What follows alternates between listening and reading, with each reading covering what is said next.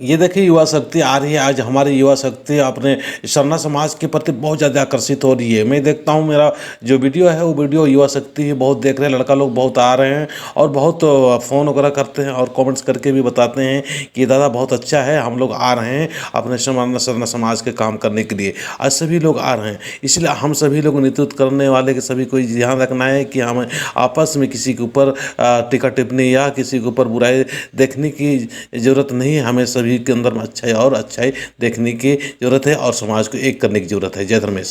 लेकिन हमरे करी आंदोलन बरकरार रही।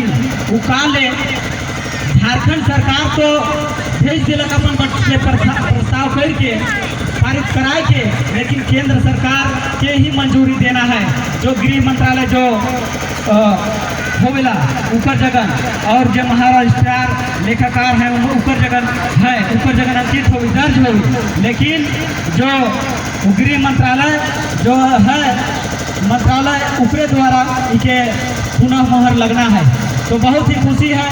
जब तक नई केंद्र से मोहर लगेला तब तक हम इनके जब जब जरूरत पड़ी सब भाई बहन मन के जैसे सूचना मिली हम इनके एकजुटता बरकरार रखे है और यही रखे एकजुट रहे है।